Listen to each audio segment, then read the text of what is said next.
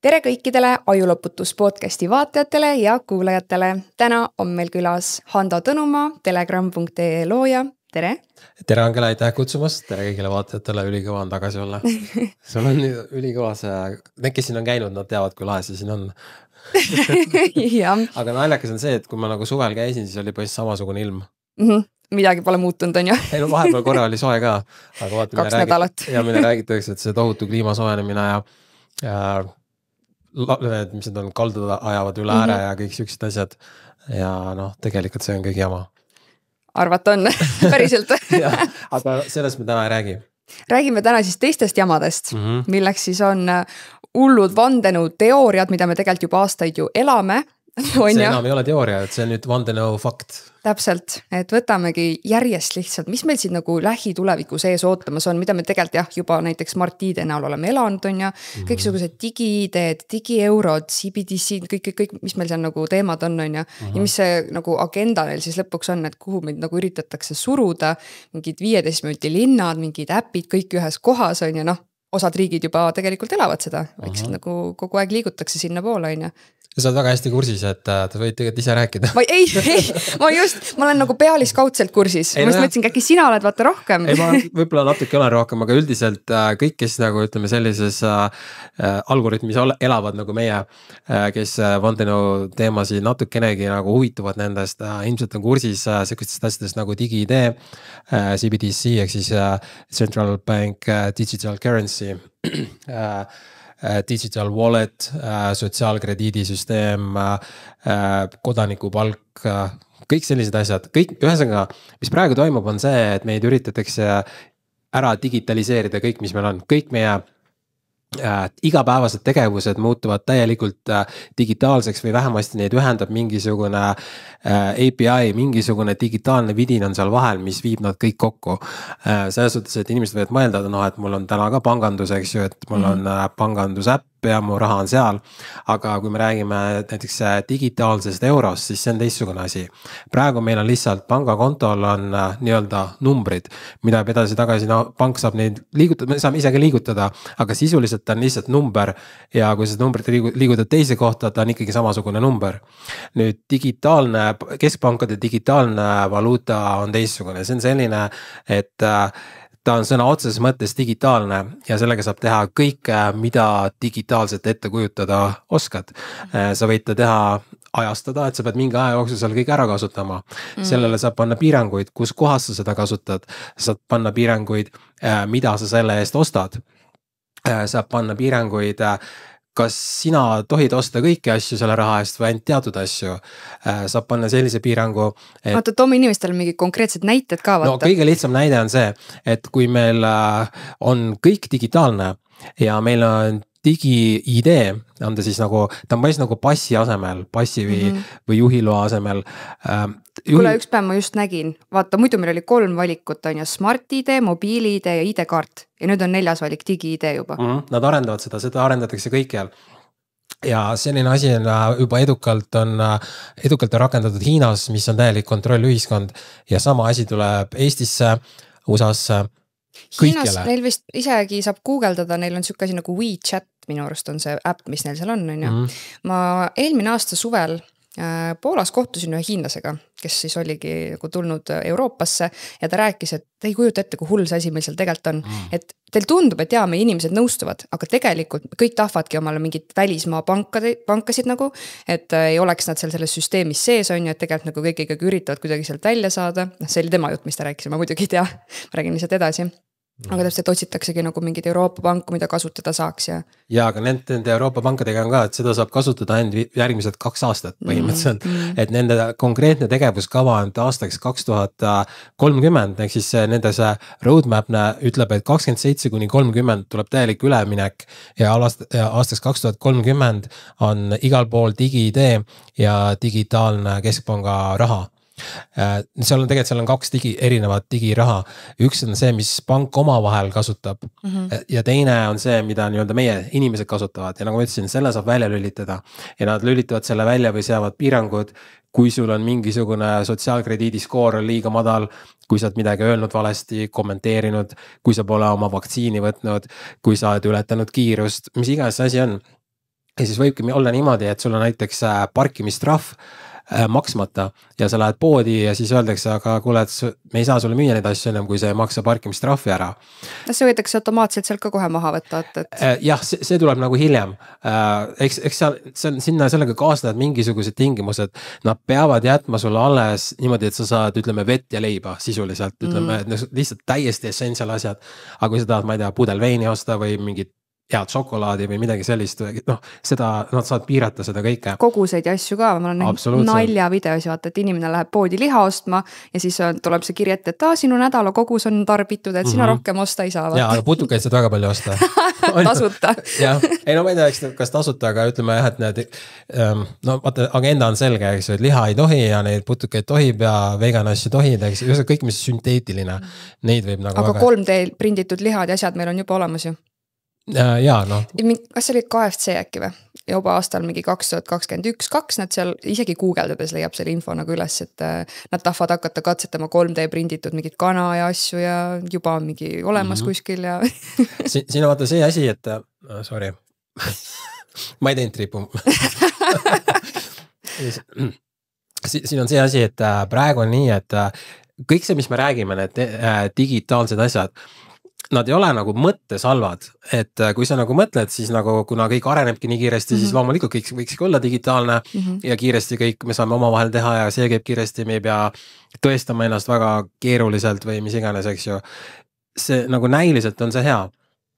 Aga probleem on selles, et see, kes neid süsteeme kontrollib, see on see sama süsteem, kes korraldab neid sõdasi, see on sama süsteem, kes korraldas koroonapettuse, tsensuuri ja nii edasi. Et nüüd põhimõtteliselt, kui me, täna kui me siin oleme, siis ma ütleks, et inimkond on väga konkreetse otsuse ees, et kas me kollektiivselt suudame digi-idee peatada või me ei suuda. Sest juhul, kui me ei suuda, siis meid ootab ees täpselt samasugune tulevik, nagu on hetkel juba Hiinas ja pluss sama asi steroidide peal.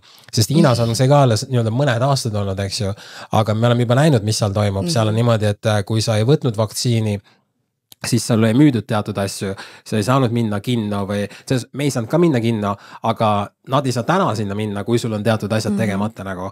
Seal on niimoodi, et sa ei saa rentida endale korterit. Sul on niimoodi, kui sina ei saa, siis võib-olla sõber lubab sind elama enda juurde, eks ju, aga kui ta jääb vahele sellega, et ta võttis sinu enda juurde elama, siis lähevad temal nagu punktid alla. Ehk siis see on kokkuvõttes nagu kõige düstoopilisem stsenaarium, mis üldse olla saab. Ja kui me seda digi-ideed ei suuda tagasi lükata, siis elavad meie lapsed ja lapselapsed sünnist kuni surmani täielikus kontroll ühiskonnas, kus puudub isegi vaba tahe, ma ütleks. Sellepärast, et kui sind kontrollitakse iga nurga pealt ööpäevaringselt, kontrollitakse kellega sa suhtled, kus sa liigud, mida sa kuskil kirjutad, millist meediat sa tarbid. Näiteks nad saavad teha niimoodi, nad näevad ära, digi-idee on ühendatud kõikide nende meediumitega, nad näevad, et sa vaatad ajuloputuse podcasti näiteks. Kohe punktid maas. Jah, nad saavad teha, nad ei seda kohe, eks ju, aga tehniliselt saavad siukse asja teha, paned siia linnukesed, kui sa seda vaatad, sa lähed kahtlaste nimekirja, kui sa vaatad seda mitu korda, siis hakkad saama mingeid hoiatusi ja trahve ja nii edasi, eks ju. Et see on nagu lõputu, see lihtsalt laseb fantaasial lennata, kõik, mis üldse oleks võimalik justkui kuskil midagi algoritmiga või mingisuguse programmiga teha, kõik tuleb 100%. Ning vaata, siis tekib veel selline huvitav olukord, et sõltumata sellest, kas sa oled konservatiiv või liberaal või mingi roheline või mingi keskmine, ükskõik keda sa fännad, mis iganes tüüpi, selle reaalselt mitte mingi tähtsust. Sellepärast, et kogu selle asja otsustab algoritm ja mingi süsteem, mis on siia rajatud. Ja ma ütleks isegi, et kuna kõik erakonnad sellest vaikivad, hetkel Eestis, ma tean, et Suurbritannias, kus nagu surutakse digi-ideed peale, seal on mõned erakonnad, kes on sellele vastu, aga nad on ka niimoodi, pealiskaudselt vastu, nad ei räägi kogu sellest asjast, et nad võivad küll öelda, et see on nagu oht sõnavabadusele, aga samal ajal nad ei ütle, et üheskoos nad aitasid korraldada koroonapettust, nad ei ütle, et see sõda on fake, nad ei ütle, et süsteem rahastab nii ida kui läänt, eks ju, nad niisugused näpu otsaga ainult natukene. Ja vaata, koroona ajal me nägime nii Eestis kui välismaal, kõik parteid, mis olid võimul, ütlesid, kõik on õige, vaktsineeriga, olge toas, ei tohi kuhugi minna, kõik on ohtlikud. Siis kui nad Eestis näiteks lükati võimult ära seal, kes seal olid EKRE-d ja asjad, siis nad hakkasid teistsugust juttu rääkima, täpselt sama igal pool mujal. Ja ma olen täiesti veendunud, et sõltumata sellest, milline partei, millise maailmavaatega partei või poliitik saab valitsusse, niipea kui ta valitsuses on, ta ütleb, digi-idee on hea. nad peavad seda ütlema. Jaa, ehk siis nüüd ongi, et mis nüüd nagu saab, sest noh, ma toon veel näiteid. Hiinas on niimoodi, et nad tegid uue seaduse, ma ei ole kindel, kas ta juba läbi läks, aga ta on kindlasti juba seal nii-öelda parteis või seal kuskil laua peal. Seadus on selline, et kui sina oled influencer, nagu näiteks sina, siis sa ei tohi rääkida mitte ühtegi teemat, mille kohta sul puudub kraad. Seda ma just täna hommikul kusjuures nägin, aga see ei olnud mitte Hiina riik, vaid see oli mingi teine riik nüüd, aga ma ei mäleta. Hiinas on ka see? Jaa, aga nüüd tuligi, et lähipäevil siin just võeti vastu seadus, see riik võttis, et täpselt kui sa influencer oled, siis sul peab olema täpselt nagu kraad. See tähendab, et noh, ma ei tea, mis haridus sul on, eks ju, aga oletame, ma eeldan, et sul ei ole meditsiinilist haridust. Sa ei ole mulle rääkinud, eks ju? Sul ei ole, eks? Ei. Nii, see tähendab, et sa ei tohi koroonast mitte midagi rääkida. See tähendab, et kõik su YouTube'i videod läheks maha või mis iganes Instagrami story'd kõik maha või saad tohutud rahvi või need mingisugused muud asjad, et su see digi-idee ei töötaks või see CBDC. Siis on niimoodi, et Dubai oli see vist oli Dubai, jah, üks nendest Sheikhi maailmast. Nendel on niimoodi, et nemad tulevad nüüd, neil on nagu riiklik programm, et aastaks 27 nad tahavad, et AI juhib kogu süsteemi, kogu infrastruktuuri. Ja, see on nagu avalik info, see on nende seal valitsuse lehel üleval. No põhimõtteliselt siis me räägime see sama asi, mis me praegu ütlesin. 27–30 see tuleb. Digi-ideed surub peale, eks ju, Suurbritannias on niimoodi, et praegune valitsus Keir Starmeri juhtimisel, nemad ütlesid, et nende valitsuse lõpuks on kõigil digi-idee UK-s. Kui sul ei ole, siis sa ei saa töötada. Ja see tuleb. Nad ju toovad selle väite, et jaa, et see on teie heaolu jaoks, et siis me nagu kontrollime täpselt, et need välismaalased ei saa siin meil töötada ja need välismaalased, kelle nad ise siia nagu tõid. Absoluutselt, jah, nad ise on neid toonud selle aastakümneid sisse, ise tekitavad kaose ja nüüd ütlevad, lahendus on digi-idee. Nüüd nali muidugi selles, et need välismaalased, kes täna on illegaalselt tööl, nad teevad ikkagi tööd sõltumata, et nad on illegaalsed, mis tähendab ka tulevikus, kui sul on vaja mingi musta tööjõudu, siis pohhu, kes seal on see digi-idee, mitte sa võtad ikkagi tööle. Ja kokkuvõttes on see, et see digi-idee on lihtsalt järjekordne kontrollmehhanism, eks ju. Aga selline süsteem ongi, et loome probleemi ja siis pakume lahenduse, on ju. Jah, täpselt. Ja nüüd, vaata nüüd see põhiküsimus ongi see, et kas me kollektiivselt suudame selle ära hoida või mitte, sest vaata Hiina ei suutnud, aga Hiina on võib-olla natukene karm näide, eks ju, see on juba aastakümned väga ulkogus asi. Ma mõtlengi samas, vaata meil Smart-ID juba aastaid toimib, on ju. Ja, aga ta ei ole mitte ühega asjaga ühendatud. Jah, just, aga ainus, mis me nagu teha saame, ongi see, et me ei hakka nagu seda digi-eurot kasutama ja seda raha, mis meil nagu tuleb siia võimalus kasutada. Ja, aga seal võib olla niimoodi, et kuna AI võtab niivõrd palju töid üle juba täna, siis üha enam inimesi, neil ei ole enam tööd, eks ju, siis nad peavad võtma vastu selle UBI, Universal Basic Income, kodanikupalk. Nii, ja kodanikupalk tuleb ainult sellega, nad ei hakkagi tavalist eurot saama kodanikupalgana. Nad saadki seda digi-eurot nii-öelda. No ja see ongi päeva lõpuks surutakse ikka nurka. Jah, nii, ja eks ju, kui me võtame Hiina, eks ju, praegu kui me sellest räägime, siis on niimoodi, ükskõik kellele sa seda räägid, kõik ütlevad, nad ütlevad umbes niimoodi, see ei tule kunagi Eestisse või nad ütlevad, ühesõnaga nad annavad mõista, et nad on selle idee vastu, ütleme lihtsustatud öeldes, keegi ei taha seda. Aga kui sa vaad, mis Hiinas on, kus on see sama kodaniku, seal on nagu see sotsiaalkrediidisüsteem on juba aastaid olnud, seal on niimoodi, et väga paljud õigustavad seda. Ma saan aru, et sul oli seal keegi tuttav, kes rääkis teistsugust juttu, aga kui sa guugeldad, sa leiad videod, kus hiinlased ütlevad, ülikõvad see siin on.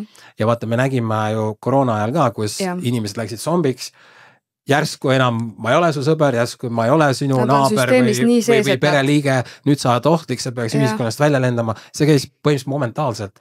Ja nüüd see sama asi tuleb samuti momentaalselt, juhul kui nad selle nii-öelda jala siin ukse vahele juba saavad. Ja siis ongi need, kes hakkavad õigustama seda ja. Ning põhimõtteliselt digi-idee kohta öeldakse, et see on nagu kaelarihm, mida ei saa mitte kunagi ära võtta, ever. Ja nüüd küsimus ongi, et mis me siis teeme, kas me siis, mis su kõhu tunned, kas me suudame kollektiivselt selle ära hoida või ei suuda? Ma ei usu. ma ka nagu hästi ei usu, aga noh. Ma ise arvangi, et nagu lõpuks ongi lihtsalt nagu kahte gruppi need inimesed. Täpselt on üks grupp, kes elab seal 15 minuti linnas, on oma kodaniku palgaga ja selle digi-euro ja asjadega. Ja see teine grupp, kes elabki eraldatult kuskil oma külas on ja kasutavad oma mingid süsteeme asju, et üritavad sellest nagu väljaspool olla. Okei, jah, see on hea mõte, aga seda saabki teha ainult teatud nii-öelda külas, väikses kogukonnas. Sest praegu on niimoodi, et kui digi-idee tuleb, siis automaatselt, mitte automaatselt, aga ühesõnaga, et see on ainult paari aasta küsimus, kui ta on ühendatud kõikide nii-öelda crypto exchange idega või mingisuguste muude asjadega, kus sa justkui saaksid minna süsteemist välja. Nad ei saa seda teha, nad kuulutavad kõik need platvormid ebaseaduslikuks, kui sul seda digiideed seal vahel ei ole. Ja vaata, see tekitab sellise olukorra, et siis saab riik teada täpselt, kui palju kellelgi on Bitcoini, kui palju on mingid muud asja, mingid sellised asjad, mis täna riik ei tea. Aga nüüd ütleme 5 aasta pärast, kui see läheb läbi, ta teab detailideni, kui palju kellelgi midagi on. Ja noh, siis kas sa saad jälgimisnimekirjas, nad saavad vabalt teha mingisuguse seaduse, et sul ei tohi rohkem olla kui see. Et see on nagu igatepidi ülihalb stsenaarium nagu kõigile, välja arvatud siis sellele, kes kogu seda süsteemi juhib. No ja sisuliselt need on alati need samad mehed, kes seda seal pushivad. Bill Gates pushib seda. Kõik need filantroobid, eks ju, kõik, kes tahavad ühiskonnale head, seal on see Donald Trumpi partner, see Larry Ellison, seal on see Peter Thiel, kõik, kes on Palantir ja Oracle, kõik need kõige suuremad firmad, need kõik seda juhivad, kõik seda suruvad. See Larry Ellison juba ütles kuskil välja, et kui meil see asi on olemas, siis meie, ta kasub sõna meie saame teha nii, et sina käitud korralikult. Ehk siis nad juba ongi paist nagu kuulutanud ennast justkui nagu jumalaks. No nagu sa ütlesid, et iseenesest see süsteem nagu ei ole halb. Halb on see, kes seda kontrollib ja juhib, on ju. Ja kuidas seda kontrollitakse? Et kui me elaksime, ütleme, nii-öelda harmoonilises ühiskonnas, ütleme, kui sa kujutad ette, et vaata mingid ulmefilmi, kus mingi 2000 aastat tulevikus või mingid tulnukad, kust iganes tulevad, kui tulnukad oleksid olemas, siis oleks niimoodi, et sa näed, et nende see ühiskond on kuidagi loogiline, siuke vaimus ilmas sa ütled, jaa, ma saan aru, selline peaks meil ka olema. Kõik asjad on iseenesest olemas, kõik toimib nagu, ükskõik kus sa lähed, teleportatsioon, ütleme, see on suvaline näide, aga saad aru, eks kõik on lihtsalt olemas. Nüüd meie ühiskond ei liigu sellises osas, sest meil tekitatakse see täielik kontroll, sest vaata, need, kes korraldasid koroonapettuse, kedagi pole vastutusele võetud, ühtegi erakonda ei huvita, et need vastutusele võtta, ühtegi poliitikud see ei huvita, ja nüüd see sama süsteem loob selle digiühiskonna, eks ju. Korra, kas üldse arvad, et kunagi võetakse keegi vastutusele selle koroona teema eest või? Mulle tundub, et mitte. Siin on erinevad tahud. Üks on see, et poliitikud kõik on manipuleeritud, manipuleeritavad. Poliitikud on sellised, kes ei saaks erasektoris mitte kunagi hakkama. Sest nad on lihtsalt vajutab seal nupule, on bürokraadid, eks ju. Kõik, kui sa vaatad, kõik, kes poliitikasse lähevad, 99,99% nad jäävad elu lõpuni sinna, kui nad üritavad kogu aeg sinna tagasi minna. Ehk siis seal on inimesed, kellel seal ei ole nagu visionääre, nad on niimoodi, nad tahavad selle oma selle, mis iganes palk seal on 5 või 6 või 7 tonni, saad selle kätte, sellest neile piisab, pluss mingisugused connectionid siin seal.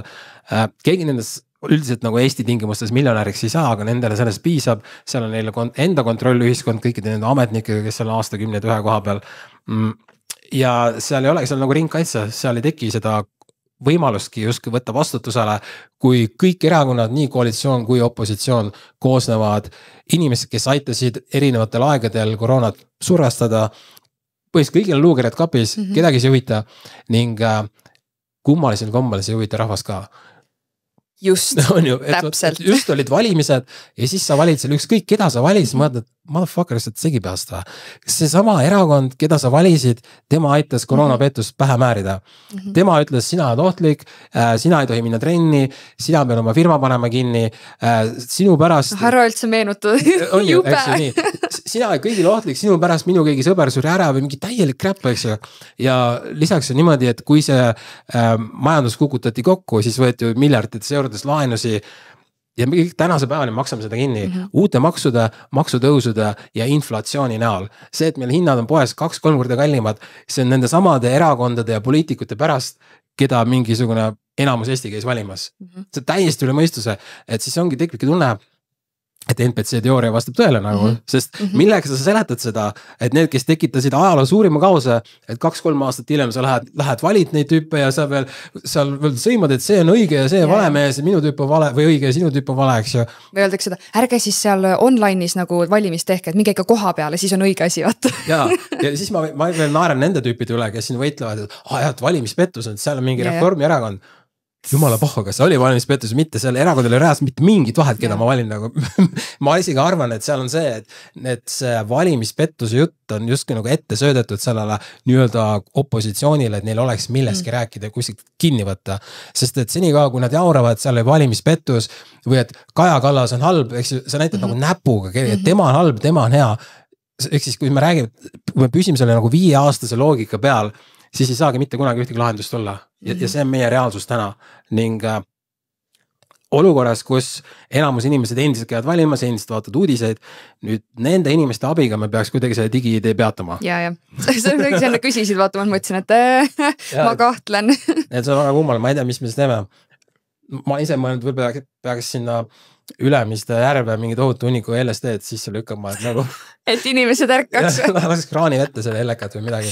Ma ei kujuta ette, mida teha. Ei jah, aga siin valikuid palju ei ole, et täpselt see väike osa, kes nagu on tead veel sellest jamast, üritab mitte kaasa minna, aga nüüd siin päeva lõpuks meid surutakse kõiki niikuinii nurka, et sul ei ole muud varianti, kui lihtsalt kaasa minna. Ei no, variant, siin on see, millest tuleb aru saada, et vaata neid, kes seda surastavad päeva lõpus, neid ainult käputäis. Meile öeldakse, et inimesi on 8 miljardit.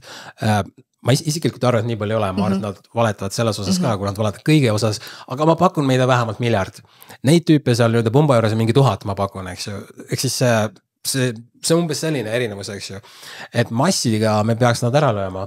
Küsimus on, kuidas me need massid ühendame, kui juba nemad täna kontrollivad seda, mida me postitame ja koroona ajal me nägime, mis ei tohtinud, see likvideeriti, eks ju. Et ma ei tea. Siis on ju mõtte, kui lihtne see tegelikult oli. Täpselt, sa paned postituse, see lihtsalt võetakse maha, mis teed? Paned uuesti, kustutatakse konto ära, teed uue konto, aga siis varsti ei lasta enam kontot teha. Ja siis lõpuks mõtled, et fuck, ma lihtsalt rohkem jaksa. Mul on ka enda elu. Mingi nad kõik kanni, eks ju, ma ei viitsi. Et siin ongi sellised meiesugused hullud on meil jäänud, eks ju. Kui kauaks. Ja täpselt, eks ju, ikka ma ei viitsi elu lõpuni seda jama siin ajada, eks ju. Aga meil on ikkagi, siiski meil on järgmised 2, 3, 4 aastat, ma pakun, eeldan, meil on võimalus selle vastu võidelda. Meil on võimalus järgmised paar aastat, enne kui digi-idee peale tuleb, on võimalus nii-öelda osta ja tegeleda igasuguste bitcoinide ja sihukeste asjadega, aga kui see asi on korralikult käes ja ära rakendatud, siis ei ole mitte mingit vabadust enam. Ja siis keegi ütleb, aga sularaha? No jah, sula nad tahavad ka ära kaotada. Eks näis. Aga minu arust nad promovad praegu ikka seda, et kui meil digi-euro tuleb, siis ei cash jääb ka ikka, et see ei kao mitte kuskile. Jälle see, mis nad väidavad, alguses on ja läheb paar aastat mööda. Aga praegu juba on ju mingid poed ja kohad, kus sa ei saa enam cashis maksta. Sa ei saa sularahaga maksta lihtsalt kaardimakse ja kõik lennukis näiteks. Meil on ainult kaardimakse, sorry. Neid kohta on ja neid tuleb aina juurde. Ja see on samamoodi, et tegelikult mugavuse mõttes meil ei olegi sularaha vaja. Sest tegelikult, kui ma lihtsalt teen see piiks või on ta mul siin näpu küljes mingi asi piiks, eks ju, see on igatepidi lihtsam ja mugavam kõigile, aga küsimus on, et kes see kontrollib seda, eks ju. Ja see on kõikide muude asjadega ka. Mina ja ma arvan ka mitte sina ja kõik meie sarnased inimesed, keegi meist ei ole selle tehnoloogia vastu, vaid selle vastu, kes kontrollib seda tehnoloogiat. Meil tuleb, kui nüüd rääkida natukene lahendustest, meil tuleb nüüd selle kuu lõpus tuleb konverents, ta on veebipõhine siis nii-öelda vandenõude konverents Red Pill. 29. novembril, jah? Kus sina pead ka meiega arutama seda asja, kus me saame nagu rääkida erinevate siis ütleme uurijatega või lihtsalt räägi, kes nimed, kes tulevad. Meil on niimoodi, et seal on eraldi on vestluspaneel, kus on siis lisaks meile on Eesti siis vandenõude isa Jüri Lina. Vestluspaneelis osaleb suur koroonaaktivist Elvis Brauer, siis on seal Telegrami teine pool Marianne Joonas ja kes seal veel oli? Diginaiste rahvas oli veel. Ja, seal oli Kertu Luisk, kes on ka aktivist ja seal võitleb seal Lõuna-Eestis nende loodusmetsade ja Nursipalu teemadel. Et siin ongi see, et kuna meil kõigil on see info nagu justkui käes, aga me pole nagu läbi ammustanud, mis see lahendus on. Et me huviga, isegi tegelikult võib-olla ootas ka vaatajate arvamust, ettepanekuid, mis see lahendus saaks olla. Et selles suhtes, et see visioon on teada, see on näha, kuhu me lähme. Küsimus on, kas me seda tahame, ükskõik kellega seda räägid, keegi seda tegelikult ei taha, aga mis see lahendus siis on. Ja nüüd see konkreetne see konverents on selles suhtes unikaalne, et minu teada see on esimene konverents Eestis, kus on ühendatud, ma ütleks, 3 erinevat põlvkonda. ütleme, et sina esindad neid nooremaid, minu põlvkond esindab neid, ütleme umbes keskiga, no ja siis on seal Jüri Lina, kes on juba nii-öelda vanaisa, eks ju. Ma ei tea, kas ta päris on vanaisa, aga ta on selle seas nagu, eks ju, et ongi nagu me saame ühendada kõik nagu 300 generatsiooni, lapsi seal veel ei ole, aga eks näis. Kust inimesed piletid osta saavad? Fientas on olemas kogu asi. Red Pill Eesti, jah. Ma ei tea, ma vuristasin nii pikalt. Sa võid küsida mingeid asju veel juurde või põrgatada midagi. Ma väga ootan juba konverentsi. Ja sinna kuu aega. Mina teen seal veel eraldi ettekande teemal, et mina kaldun arvama, et me elame simulatsioonis või mingisuguses arvutimängus. Something like that, ma rohkem ei räägi, aga sellest küll konverentsil kuulete. Sellest tuleb väga-väga põnev ettekanna. Ma juba praegu ehitan seda, mul on seal palju videoklippe ja näiteid, vaatame. Ja see on online, koha peale minema ei pea. Seal muidu esineb veel Katrin Lukas Tšaia, eks ju. Ja siis seal on Vanglaplaneedi juht Peeter Proos.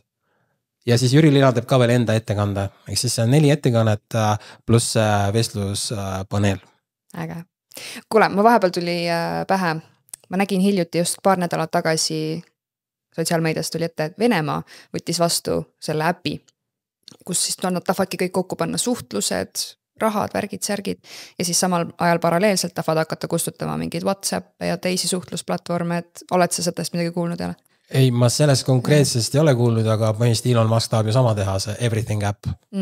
Kas ta mitte oma mingi telefoni tahtnud välja anda või? Telefoni tahab ka teha, jah. Ja, kus ongi juba see mingi Starlinki wifi sees olemas, et igal pool saad olla. Ja, et kui sa nagu vaatad, siis sõltumata sellest, kas sa oled liberaal või konservatiiv või sa elad idas või läänes, agenda igal pool täpselt ühesugune. Ma just tahtsin öelda, et näed täpselt.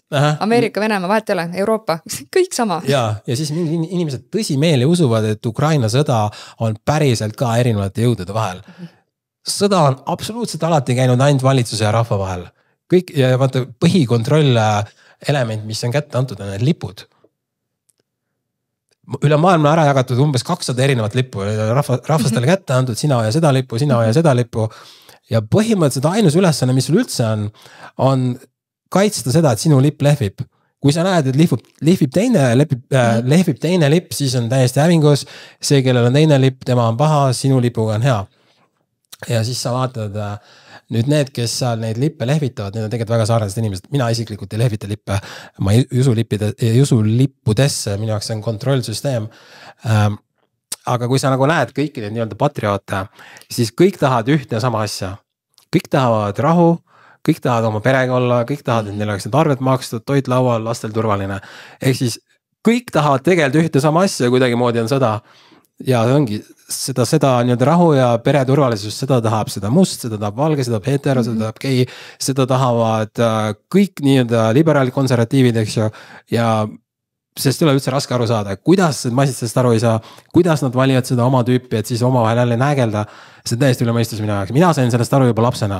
Sellest patriootlikkusest ja lipust rääkides, nagu ma mäletan nii hästi 2 aastat tagasi, kuidas minu jaoks kokku varises kõik see, kui ma sain teada, et meil ei ole mingit vaba riiki. See on nagu äriühing on ja kuskile Ameerikasse registreeritud, siis ma olin mingi ja Eesti lipp, noh, väga tore, mingi rukki lilli, aga mis vaba riik. Ja, ning vaata, mina mäletan seda aega, kui mina käisin koolis, kuskil 1. klassis või niimoodi, siis meil need koolis olid punased plakatid, et seinte peal see mingid Lenini pildid, kes võib-olla isegi keegi ei tea, kes Lenin on, pass oli, kes oli umbes 100 aasta tagasi oli Venemaa valitseja, oli Lenin, kes oli nii-öelda türann, noh, loo järgi, eks ta ilmselt oligi, ma pakun, et kõik nad olid, aga ma ei usu ametliku ajalugu anyways, et detailidesse me ei lasku, aga üldiselt meil olid seintel olid plakatid, punased lipud, Lenin ja mingi teine tüüp oli veel seal ja siis see sõnum oli väga sarnane sellele sõnumile, mis praegu on. Anname au. Ja, ülistame mingi süsteemi või riiki ja siis ongi nimelt, sa vaatad, nüüd on mingi 30 aastat mööda läinud, värvid on teistmoodi pandud, eks ju. Vanasti olid punased, nüüd on sinimust-valged, aga see lause on põhimõtteliselt täpselt sama. Mis on puhas sõjapropaganda? Täielik sõjapropaganda. See just hiljuti, kus vist jagasid ka, et kuskil jõusaalis oli reaalselt. Ja 24/7 Fitnessis on niimoodi, sõber saatis mulle, et locker roomis, iga lockeri siseküljes on reklaam, tule sõjaväkke. Ja siis on selles MyFitnessis on iga kevad, kui on see Anname au kampaania, siis on need suured plakatid. Üle-eelmine aasta, just tol hetkel ma olin MyFitnessi klient nagu ja ma astun sisse, need suured, need kuradi bännerid seal ja see, kus sa selle kaardi tõmbad läbi, see digiekraan, seal on see paske, eks ju, ma läksin täiesti närvi, ma mõtlen, mis asja, et ma tulen siia lõõgastuma, sa tuled mulle mingit sõjapropaganda tähema. Et ma soovitan kõikidele, põhiliselt küsimus on, meie nagu oma rahaga maksame, nagu valime, kes nagu saab plekki, eks ju.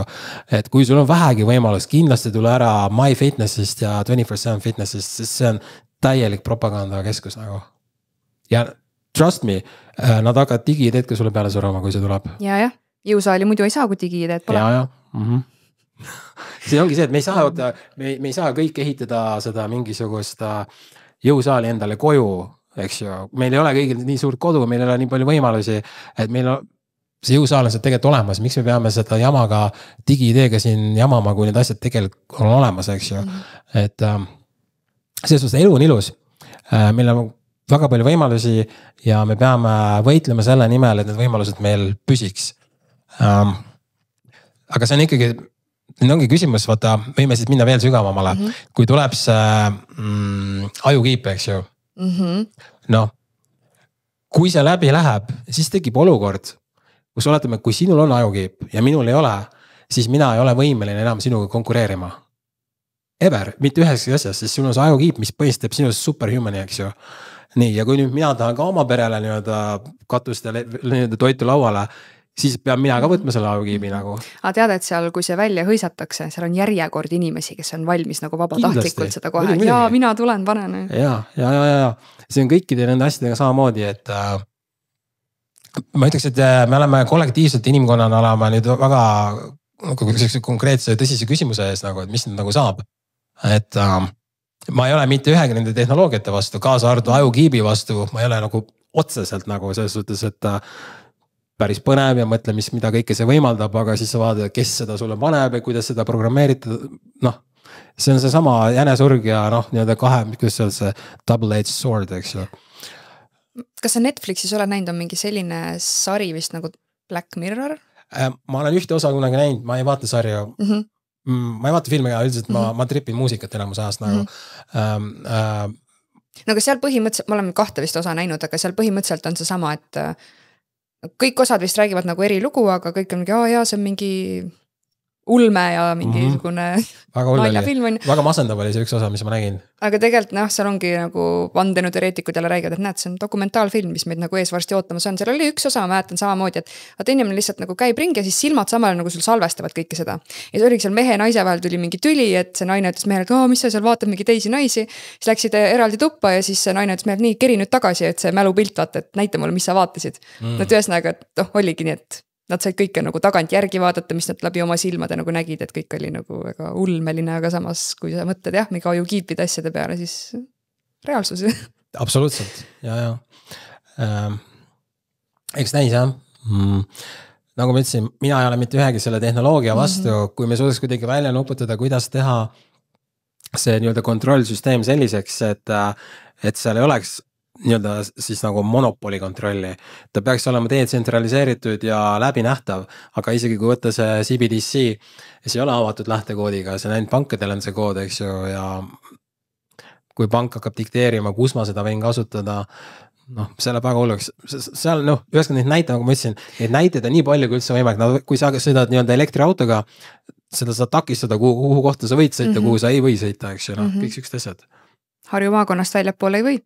Ja siis sul jääbki maakonna piiril auto seisma. Vabalt. Ja põhiteema on see, et inimesed harjuvad kiiresti ära kõigega. Ja siis nad hakkavad veel võitlema selle, nad hakkavad oma selle puuri nimel võitlema. Nagu me enne rääkisime, on ju. Sa oled nii süsteemis sees, et sa hakkad kaitsema seda sama süsteemi. Ja Alan Watson vist öelnud, umbes ta point oli umbes selline, mida intelligentsemaks sa muutud, seda üksikumaks sa lähed samal ajal, sellepärast, et sul, sa näed, kõik muutub nii pealiskaudseks, sa näed läbi nendest jänesurgudest, mis siis nagu saab. Et siin me oleme sellised kummalised olendid. Kui palju sa ise oled sellest 15 minuti linna teemast nagu uurinud, vaatanud, mis see värk üldse on? Paljud ei teagi seda? Loogika väga lihtne, et sul tehakse 15 minuti raadiusesse kõik asjad ära, mis vaja, essential asjad. Poed ja tööd ja mingid trennid ja park ja umbes siuksed asjad ja kaugemale ei saa. Sellepärast, et maailm sulab üles, see ei tohi minna kaugemale, aga need, kes kogu seda asja kontrollivad, lendavad eralennukitega igal poole, eks ju. Et selline see on ja seal ongi see, et kui sa tahad 15 minuti linnast välja minna, siis sa pead maksma neid krediidipunkte no ja kui sa oled juba nii-öelda lamemaalane, siis sul neid punkte nagunii ei ole, eks ju. Ja sa ei saa välja minna. Vist kunagi oli mingi film, kas see oli Justin Timberlake'iga In Time, kus tal oli käe peal mingi siuke kell, mis luges, kui palju sul aega veel elada. Loogika jääb samaks, et sa pead kuidagi krediiti juurde saama, et veel üks ööpäev elada nagu, kui sul see otsa saab, siis kuidagi ta suri ära. Aga point on väga lihtne ja loogiline, täielik kontroll, lihtsalt pane fantaasia tööle, kuidas mis iganes kontrolli rakendada, täpselt seda nad teevad, sest nüüd tänu digiajastule kõik see väga lihtsasti tehtav. Ja see, mis me räägime, kuidas see vestluseks olnud, ütleme 30 aastat tagasi, siis me ei saaks isegi aru, millest see räägib, mis kui CBDC, mis krüpto, millest see räägib. No see ju viipemakse tuli mõtle, alles hiljuti ju tegelikult. No seal on mõned, David Icke näiteks rääkis juba 30 aastat tagasi sisuliselt seda, mis me praegu räägime. Et üksikud need tüübid nägid sellest läbi, siis ta kõik vaatasid, et ta on peast segi, nüüd põhimõtteliselt kõik, mis ta rääkinud, on osutunud tõeks. Jah, see on täitsa avalik info, täna enam keegi nagu ei vaidle selle üle. Ainus asi, mis tuleb vaidlusele, on emotsioonid. Ma olen mitme inimesega rääkinud, et Eestis see kunagi ei tuleks. Mingi see jutt, see on nii tüüpiline jutt, mis asja sa ajad nagu. Kuigi sa vaatad, et agenda on ju avalik, täiesti avalik, kõik suruvad seda peale. Rets, noh. David Icke'ist rääkides, sa oled ju ise kohtunud temaga.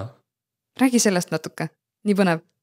See oli, vist oli 2013 või 2014, me käisime koos Ingrid Peegiga külas David Icke'ile, Inglismaal on see Isle of Wight, seal ta elab. Ja me tegime, me olime lihtsalt kaasas nagu, sest et me oleme tuttavad Matrix kirjastusega, Matrix kirjastus andis, siiamaani annab välja põhimõtteliselt David Icke raamatuid, siis tema organiseeris nagu Matrix kirjastus, Telegram ja Halo Kosmos nagu ühistel jõududel tegime. Mäletan nii hästi paar aastat tagasi, kui mul see ärkamine oli, siis koheselt Matrixist kõik raamatud järjest tellime lihtsalt koju ja nüüd on mul seal riiulis on. Ja me käisime tal külas ja tegime intervjuu, või Ingrid Peek tegi meile, mis on kaasas, aga Icke oli selles suhtes huvitav vend, et ta on terve elu, alates aastast 90 põhimõtteliselt on seda asja ajanud, 35 aastat. Ta oli niimoodi, et ta võttis oma selle veeklaasi, eks ju, täpselt samamoodi nagu sinuga. Oletame, mina olen David Icke ja sina oled Ingrid Peek. Põhimõtteliselt võttis selle klaasi, valas selle täis, ta ei võtnud ühtegi lonksu. Siis Ingrid Peek hakkas rääkima ja ta rääkis 5 tundi järjest. Ja ta võtnud siit mitte ühtegi lonksu nagu. Mina olin nii, vaatasin mitu korda vetsus käima, vahepeal sõin, ma olin natuke eemal nagu, et segaks nagu. Ma mõtlesin, kuidas sa suudad nagu, lihtsalt tüüp on nii passionate nagu. Ja nüüd on nii, et kui oli see koroonapettus, siis ta ütles ka kohe, et pandeemiat ei ole, viirust ei ole, kogu asi on hoax ja täielik ajaloo kõige suurem inimesuse vastane kuritegu. Tal kohe sai D-platvormi igalt poolt YouTube'ist, Facebookist, X-ist, siis ta oli Twitter veel. Igalt poolt kontot tühistati, kuulutati nüüd nagu täitsa avalikult, et ta on nagu see ohtlik ja mis iganes. Ja täna tal on niimoodi, et tal on Euroopa riikidesse sisenemise keeld. Sest ta pidi paar aastat tagasi Hollandis, Amsterdamis ühel rahu meeleavaldusel kõnelema, ehk siis meeleavaldus, mis on seotud rahuga. Teda ei lubatud lavale, saadeti riigist välja ning kuidagi on süsteem tehtud nii, et kui Hollandi valitsus paneb inimesele nende riiki sisenemise keelu, siis kuidagi see rakendatakse automaatselt, see puudutab kõiki Euroopa riike. Võib-olla on 2 riiki, aga kõik Schengeni riigid ühe sõnaga. Ja see on kestnud 2 aastat, siis talle algusest tehtigi 2-aastase keeld, 2 aastat sai täis, nüüd pikendati keeldu ja öeldakse, et ta on mingisugune juudi vastane, antakse mingid sildid, pannakse külge, et ta on ohtlik ja räägib seal, ta on antisemiit on mis pannakse nagu talle külge, aga ta ei ole kunagi antisemiitlane, ta lihtsalt on paljastanud erinevaid vandenõusid, kaasa arvatud seda Iisraeli mingi sionismi vandenõud, mis on lihtsalt üks osa mingi ma ei tea, 30 vandenõust näiteks. Ning see konkreetne meeleavaldus ei olnud selle sionismiga üldse seotud ka nagu. Tal oli pigem koroona ja inimõigused. Et jah, ma soovitan kõigil nagu guugeldada, kes ei tea, kes on David Icke. Põhimõtteliselt on see, mis meie räägime, see vend rääkis seda 35 aastat tagasi. Aga mis ta praegu räägib hetkel? Ta räägib ka digi-ideed, ta Inglismaal saab ta ringi liikuda. Ta oligi nüüd umbes 6 aega tagasi oli Londonis tohutu meeleavaldus, kus 10 000 inimesed tänavatel, see ei ole küll väga suur number, eks ju, aga ikkagi inimesed nagu vaikselt nagu ärkavad vähemalt selle konkreetse teema osas. Siis ta oli seal, andis intervjuusi, ta on praegu keskendunud põhimõtteliselt digi-idee, siis ta räägib väga palju Donald Trumpi pettusest ja kuidas ta on kõik kontrollitud ja eks ta räägib oma nendest reptiilidest ka siiamaani, et see on ta see pärvusmaa. Ja teine tüüp, keda ma soovitan uurida on doktor Rainer Fülmich, kes koroona ajal juba aastal 2020, kui siin Eestis, ütleme üle maailma igal pool, põhimõtteliselt kõik poliitikud räägid ühest suust, et koroona on päris ja nii edasi. See vend tegi avalduse, kus ta ütles, et see on inimsuse vastane, ajaloo suurim inimsuse vastane kuritegu, pandeemiat ei ole, et on ainult PCR testi pandeemia, eks ju. Ja kes ta nagu üldse on, ta on nagu tippjurist, kes paljastas selle, et Volkswagen Grupp kuskil 10 aastat tagasi fake'is neid mingeid numbreid. See oli mingi tohutu skandaal umbes 10 aastat tagasi, et Volkswagen tootis autosi ja valetas, kui palju ta nagu saastab nagu. Ja see läks Volkswagenile maksma miljardeid ja see oli see advokaat, kes selle läbi surus. Ehk siis ta on nagu advokaatide cream of the cream of the cream, kõige retsim tüüp põhimõtteliselt üldse maailmas advokaatidena. Ja tema tegi avalduse, kogu asi on hoax. Ja siis kui koroona, ta põhimõtteliselt juba 5 aastat tagasi, ehk siis 2020 suvel, ta tegi koroona uurimiskomitee ja kus 2 või 3 aasta jooksul ta tegi seal sadu intervjuusi teadlaste, poliitikud, erinevate ekspertidega koroonapettuse osas ja ta eesmärk oli teha ühishagi kõikide valitsuste vastu, aga ta sai taaskord, nagu me ennem rääkisime, oli põhimõtteliselt nagu ringkaitse, et ta ei saanud seda hagi nagu tehtud, teda ei võetud vastu. Ja nüüd 2 aastat tagasi ta arreteeriti ja ütleme long story short on see, et ta valesüüdistustega tüüp on hetkel vangis. Ehk siis inimene, kes võitles kogu selle koroonapettuse eest, tüüp on vangis ja terve maailm nagu vaikib. Et seal on mõned teadlased, üksikud poliitikud ka on teinud nagu avaldusi, et see vend tuleks nagu lahti lasta. Aga no ütleme sellised nimed nagu Robert F. Kennedy Jr., kes on ka temaga koos tegi intervjuus ja tunned üksteist üli hästi, kõik vaikivad. Ehk siis need suured nimed kõik vaikivad. Et ja sama asi ootab meid kõik ees, et kui me ei suuda seda kontrollsüsteemi ümber lükata, siis kui liiga palju sõna võtad, võime kõik varsti pannakse meid samamoodi vaikima. Jah, et siis ongi valik, kas me räägime edasi või siis ütleme, kõik on päris, anna mu vaktsiin siia ja. Nagu päris jube mõelda, et see ongi reaalsus ju tegelikult. Ja. See on päris rets, no? Praegu me siin lällame veel, vaata, aga varsti. Kuule, aga mul on küsimus. Pidi vastu võetama 1. septembril see rahva tervise seadus. Ma ei ole mitte midagi sellest kuulnud ega näinud. Kas see võeti vastu, ei võetud, vaikiti maha? Võeti vastu ja me tegime, just eelmine kord, kui me siin olime, siis me rääkisime ka sellest, et me tegime õiguskantslerile päringu, kus me seletasime ära koos enda advokaadi analüüsiga, et see seadus on sõnavabaduse vastane, ehk siis riivab sõnavabadust, teisisõnu, see on põhiseaduse vastane, kus on Eesti põhiseadus selgelt kirjas, et meil on sõnavabadus. Sest kes ei tea, see on põhimõtteliselt siuke seadus, et see hakkas kehtima 1. septembrist rahva tervise seadus. Seal on mõned asjalikud punktid ka, aga nüüd see, mis piirab nagu sõnavabadust, seal on põhimõtteliselt siuke punkt sees, et Terviseamet saab otsustada, mis on meditsiiniline nagu see vale ja mis mitte. Ehk siis kui meie siin podcastis räägime ükskõik mida koroonast näiteks või vaktsiinist, siis Terviseamet saab ilma analüüsita, ilma uurimustööta, mitte midagi, lihtsalt ta saab teha märke, et me ajasime nüüd jamasuust välja. Ja siis käsavad meil maha võtta video, teevad trahvi.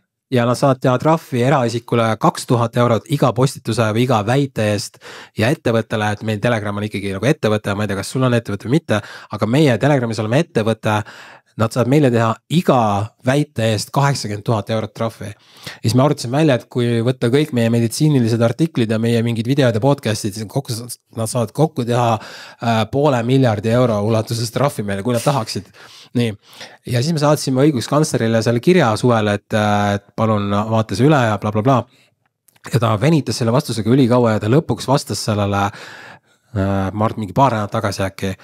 Ja ta tegi ka mingi pika vastuse meile, mille lühikokkuvõte on see, et selles seadus ei ole mitte midagi valesti ja kõik on õige. Ehk siis see tähendab, et täna me oleme olukorras, kus õiguskantslerit Eestis pole enam vaja. ta on täiesti mõõdetu inimene. Ma saan aru, et sa võid tema poole pöörduda mingi suvalise jamaga, kus mingi, ma ei oska näidet tuua, aga mingisugune individuaalne näide, et ta võib sind aidata. Aga kui me räägime kollektiivselt põhiseadusest, mingist väga konkreetsest asjast, nagu ütleme sõnavabadus, mis on üks kõige olulisemat asja üldse iga inimese vabaduses või elus. Ta ütleb, et seadus, mis lükkab sõnavabaduse ümber, on kõik õige, siis minu silmis see inimene on nägemist. Aga mis see õiguskantsler COVID ajal tegi? Ega ta palju ei teinud. Ta üldiselt ta ütles mõned väga asjalikud laused, et ta ei olnud nagu kõige hullem. Mul olid mõningad lootused tema osas. Ta umbes ütles ka, et see, mis siin toimub, et see ei ole okei ja et ma ei mäleta detaile, aga üldiselt ta jättis pigem positiivse mulje. Aga sellega see ongi kõik ja vaata, et kokkuvõttes õiguskantsleril puudub võim, ta saab lihtsalt öelda enda arvamuse ja kuna nüüd ütleme kõige olulisemas osas ta ilmselgelt ütleb seda, mida süsteem käseb tal öelda, seega tema kui, ma ei räägi temast kui inimesest, vaid tema kui organ või see juht, see asi, mis on õiguskantsler, see on täiesti mõttetu tegelane, päeva lõpuks seda pole enam Eesti riigil vaja, sest et tal ei ole väärtust. Oota, mis nüüd siis sai? Seadus vastu võetud, me ei ole ühtegi trahvi veel saanud ega mingisugust etteheidet, aga see võib juhtuda kohe. See võib juhtuda järgmine aasta, võib üle järgmine aasta, aga varem või hiljem see tuleb. Kui praegu peaks tulema uus koroona, mis iganes asi, siis nad kindlasti lendaks meiesugustele peale, siin ei ole küsimust ka. Et jaa, põnev. Arvad, et tuleb uus koroona või? Ma arvan, et kohe ei tule. Ma arvan, et ühesõnaga, kui see digi-idee läheb läbi, siis neil ei ole mitte ühtegi koroonat enam vaja. Sest kui sa kontrollid raha ja me kõik on rahaga seotud, kõik peab maksma arveid ja nii edasi, nad ei pea mitte midagi rohkem tegema. See COVID ja koroona oligi nagu test, et näha, et kui hästi inimesed nagu allutatud saavad. Absoluutselt. Ja see läks väga lihtsalt ju läbi, mis neil see digi-idee nüüd ära teha on ju. Jah, et jah, nad põhimõtteliselt küll, jaa. COVID oligi nagu IQ test nagu, et kas sa said aru või sa ei saanud aru. Kas sa saad aru, et sa tegelikult oled terve, sa saad aru, et see on ilus ilm, seal ei ole laibahunnikud, kuigi telekas ütleb, et igal pool kõik surevad. Kui sa ei saa nii lihtsast asjast aru, no siis ei olegi millestki rääkida enam. Me peaks mingi positiivse asjaga lõpetada. Ma just tahtsin öelda, et okei, et nüüd me panime ehk mõne inimese nagu mõtlema nende teemade üle just eriti, mis meid nüüd siin lähiajal ees ootamas on, aga et mina isiklikult praegu ausalt isegi ei tea, mida siia lõppu nagu positiivselt öelda, et katsuge hakkama saada, elage omas roosas mullis ja mõelge häid mõtteid. Ja elage hetkes, vaata, et kui me tuleme hetke, vaata, kui me teadvustame, et kõik, mis meil üldse on ainult praegune hetk, meil ei ole minevikku.